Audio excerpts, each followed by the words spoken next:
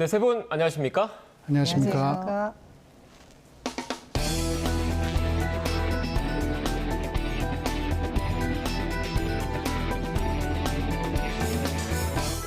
네, 오늘 리뷰 Y 시간 시작하겠습니다. 먼저 정영희 시청자 평가원님이 꼽아주신 주제부터 들어보겠습니다. 전쟁은 필연적으로 안타까운 희생을 동반하고 또한 정치적 이해관계도 복잡하기 때문에 언론 보도 영역 중 가장 민감한 부분 중 하나입니다. 걸프전, 이라크 전쟁 때는 언론 보도의 문제점을 지적한 그런 논문들이 많았는데요. 이번 주에는 YTN이 러시아, 우크라이나 혹은 우크라이나 러시아 전쟁에 관해서 어떻게 보도하고 있는지를 한번 점검해 보도록 하겠습니다. 네, 대선을 앞둔 상황이어서 관련 보도가 제대로 이루어졌는지 살펴볼 필요도 있을 것 같은데 실제로 YTN 보도는 어땠습니까? 네, 지금 한국의 상황이 대선과 관련된 사항이 워낙에 중요한 때라서 저도 우크라이나 전쟁에 관련된 보도가 좀 적을까 염려를 했었는데요. 언론진흥재단의 비카인즈라는 프로그램을 통해서 지난 2월 24일, 그러니까 러시아가 우크라이나를 침공한 이후부터 28일 정오까지 만 4일 정도가 되는데요. 그때까지 YTN의 기사 중에서 우크라이나와 관련된 기사가 얼마만큼인지를 한번 살펴봤습니다. 총 570여 건이 나왔는데요. 그중에서 헤드라인에 이제 우크라이나라고 명확하게 명기된 기사만 하더라도 중복 기사를 제외해도 233건이 나왔습니다. 특히 이승윤 기자의 그 접경 지역에서 보내주는 그런 뉴스들이 많이 눈에 띄었었는데요. 중복 기사를 제외하더라도 하루 58건 이상의 기사가 보도되었기 때문에 그만큼 이 사안에 대해서 YTN이 집중하고 있다라는 그런 판단을 했습니다. 24시간 보도 전문 채널로서 역할을 잘 하고 있다라고 전반적으로 평가할 수가 있겠습니다. 네, 긍정적으로 평가를 해주셨는데 박사님께서는 최근 YTN의 관련 보도 어떻게 보셨습니까? 예, 평가원님께서 러시아 우크라이나 전쟁 관련 보도의 양적 분석을 주로 해주셔서 저는 보도 과정과 내용에 대한 분석으로 접근을 좀 해보려고 하는데요. 이번 아이템을 준비하면서 걸프전이나 이라크 전쟁 또 연평도 포격 사건 같은 보도 비평 프로그램들을 좀 한번 다시 살펴봤고요. 특파원이나 기자님들의 취재 후기도 좀 살펴봤습니다. 각종 학술 세미나 자료들도 좀 뒤져보고 해외 유명 언론사들이 위험 지역이나 전쟁 관련 취재 보도 지침을 가지고 있는지에 대해서도 좀 찾아보았습니다. 일반적으로 현실을 반영하는 뉴스의 보도 원칙으로는 객관성, 균형성, 중립성을 꼽습니다. 다양한 입장이 얽혀 있고 때에 따라서는 정보가 통제되기도 하는 어떤 전시 상황이라는 특수성에 에도 불구하고 전쟁 보도가 지켜야 하는 저널리즘으로서의 원칙은 크게 세 가지로 지목할 수가 있겠습니다. 첫 번째는 사실성입니다. 정확한 사실에 기반한 보도를 해야 된다는 거죠. 최대한 검증된 사실을 보도하고 불확실한 정보는 보도하지 않아야지 됩니다. 두 번째, 보도의 심층성입니다. 맥락 이해가 가능한 정보 제공을 해야지 될 뿐만 아니라 어떤 다양한 입장에 대한 해설 보도도 필요하다는 거죠. 세 번째는 중립성입니다. 전쟁의 원인과 책임, 또 향후 전망과 대응에 대한 다양한 목소리를 담아내는 공론의 장 역할을 언론은 수행해야 될 것입니다. 네, 맞습니다. 금방 말씀하신 것처럼 민감한 사안일수록 정확성과 그리고 중립성과 그리고 심층성이 매우 중요합니다. 그런데 여기에 덧붙여서 조금만 더 말씀드리고 싶은 것이 있는데요.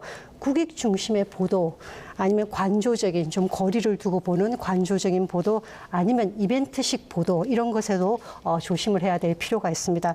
특히 타인의 절망을 이익 중심으로 보도를 하거나 아니면 지나치게 관망적으로 보는 그런 관점들은 언론의 윤리로서도 어긋난 것이지만 인간으로서의 윤리에서도 벗어나는 것이기 때문에 특별히 조심을 할 필요가 있습니다. 그에 못지않게 또한 감상적인 보도 아니면 동정적 보도에도 좀 유의를 할 필요가 있는데요.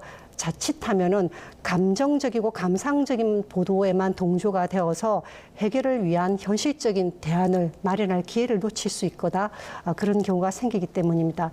이런 모든 점을 고려할 때 이번에 YTN 보도는 전쟁 관련 보도와 관련해서 전반적으로 잘 접근했다고 그렇게 판단할 수가 있겠습니다.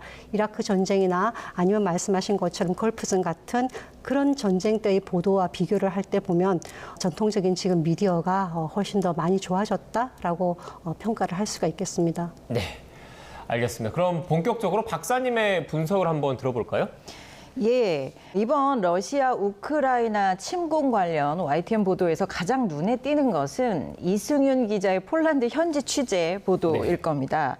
이승윤 기자는 군사적 긴장감이 고조되기 시작한 시점부터 폴란드 바르샤바나 그 접경 지역, 우크라이나 접경 지역에서 현지 상황과 러시아, 우크라이나, 미국 등의 관련국의 입장에 대해서 굉장히 발빠르게 취재해서 보도해주고 계십니다.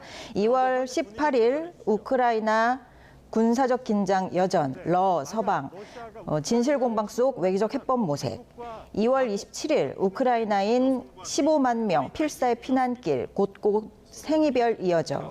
이 보도들이 저는 특히 인상 깊었습니다.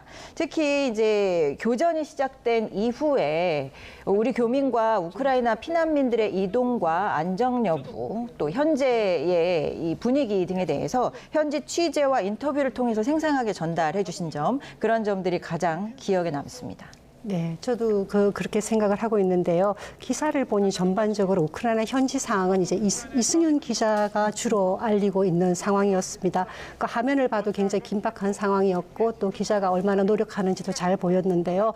시청자 입장에서 본다 그러면 코로나19 상황이어서 기자들도 분명히 이동이 자유롭지 않을 것이고 그리고 전쟁이라는 위험한 상황을 고려를 한다 그러면 YTN에서는 우크라이나 현지와 관련된 그런 뉴스들을 어떻게 취재하고 또 어떻게 이렇게 정보를 종합하는지에 대해서 좀 많이 궁금했습니다.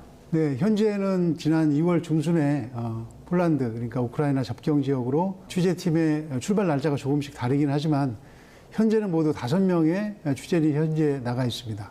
취재 기자 2명, 촬영 기자 3명입니다. 이 5명이 협력해서 우크라이나 접경 지역인 폴란드에서 현지 소식을 전해주고 있습니다.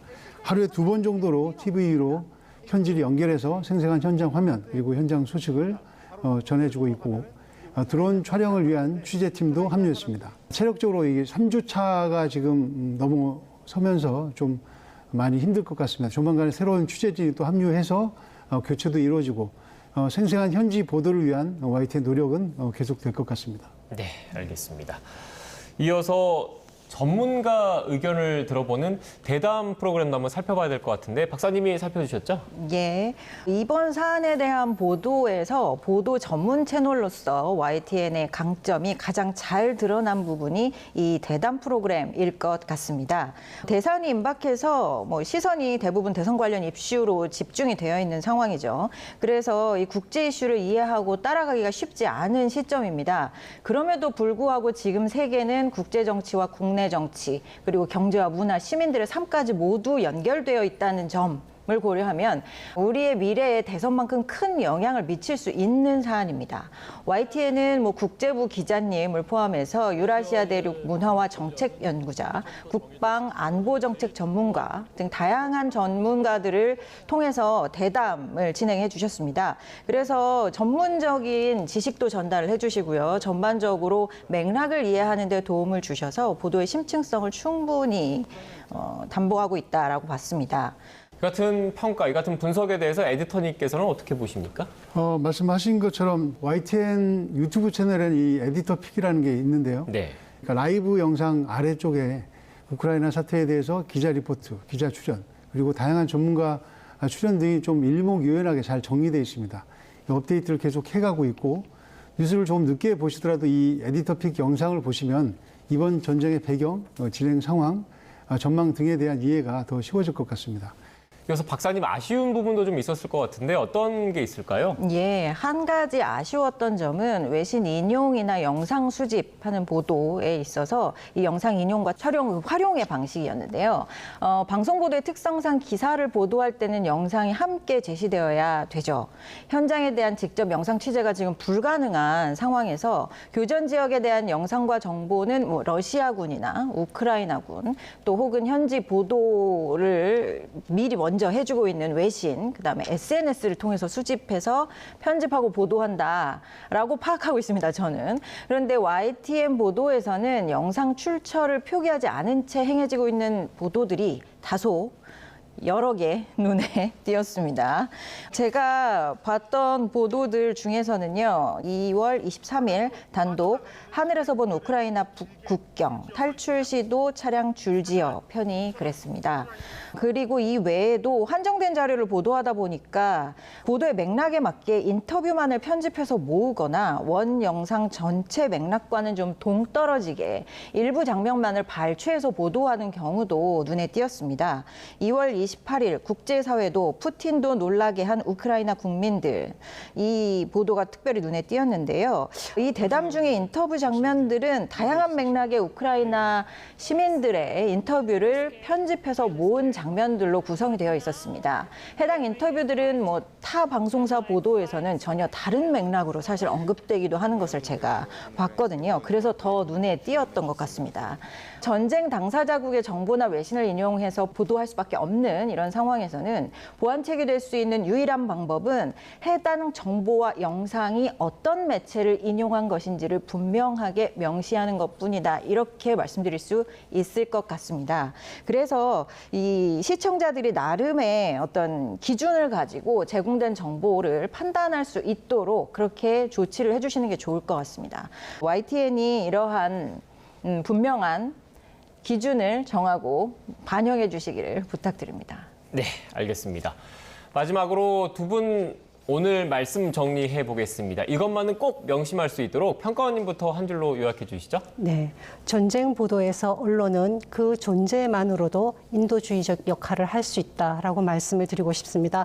언론사 입장에서 본다 그러면 뭐 속보성을 통한 언론사의 경쟁이라든지 아니면 시청률로 평가되는 그런 시청자의 주목도 이런 것 등 고려할 요소가 많겠지만 특별히 전쟁의 종식과 그리고 언론의 인도주의적 역할에 더 많이 애를 써 주시길 바랍니다. 네, 이어서 박사님의 한 줄 평 들어볼까요?